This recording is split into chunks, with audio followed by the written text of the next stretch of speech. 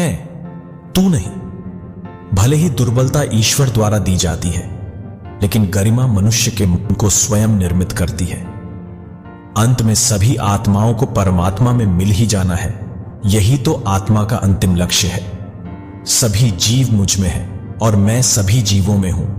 तुम्हारे कर्म ही तुम्हारे भाग्य के निर्माता है। तुम्हारा मोह ही तुम्हारे दुखों का महान कारण है। अगर युद्ध से पहले डर जाओगे तो मरने से पहले ही मर जाओगे। मन अशांत है और नियंत्रित करना कठिन है, किंतु प्रयास करने से इसे शांत किया जा सकता है। जो मान और सम्मान में सम है, मित्र और बेरी के पक्ष में भी सम है, वह पुरुष गुणातीत कहा जाता है। आज वो तुम्हारा है, कल वो किसी और का होगा, इसलिए व्यर्थ का पछतावा मत करो। वर्तमान में जीना और उसका अनुभव ही जीवन है। आत्मा अमर है ना तो इसे कोई शस्त्र काट सकता है और ना ही अग्नि इसे जला सकती है। जल इसके तेज को बुझा नहीं सकता और ना ही वायु इसे सुखा सकती।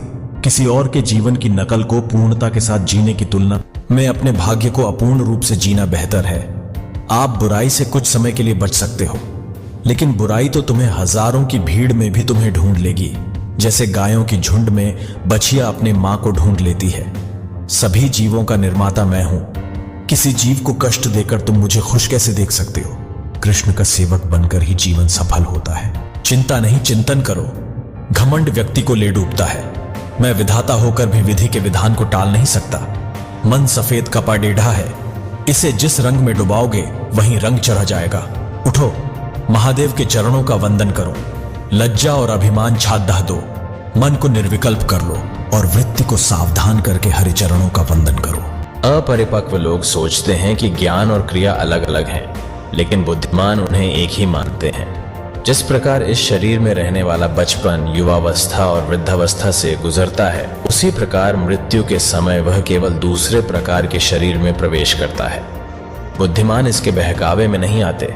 न यह शरीर तुम्हारा है और न तुम इस शरीर के। यह शरीर तो अग्नि, जल, वायु, पृथ्वी, आकाश से बना है और इसी में मिल जाएगा, परंतु आत्मा स्थिर है। फिर तुम क्या हो? तुम अपने आप को मुझे अर्पित करो। यही सबसे उत्तम सहारा है। जो इसके सहारे को जानता है वह भय, चिंता, शोक से सर्वदा मुक्त है।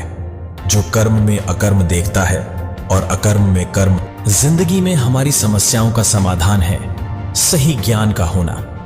हमारे भविष्य का आधार आज के यथार्थ लिए गए निर्णय पर निर्भर करता है। इंसान की सोच ही उसकी सबसे बड़ी पहचान है, वरना दुनिया में एक नाम के अनेक इंसान हैं। धर्म से भरा हृदय धर्म का परामर्श देता है और अधर्म से भरा हृदय अधर्म का परामर्श देता है। प्रेम सदैव माफी मांगना पसंद करता है और अहंकार सदैव माफी सुनना पसंद करता है। परिवर्तन जरूरी है, इसीलिए जो गया वह सपना है और जो पास है वह अपना है।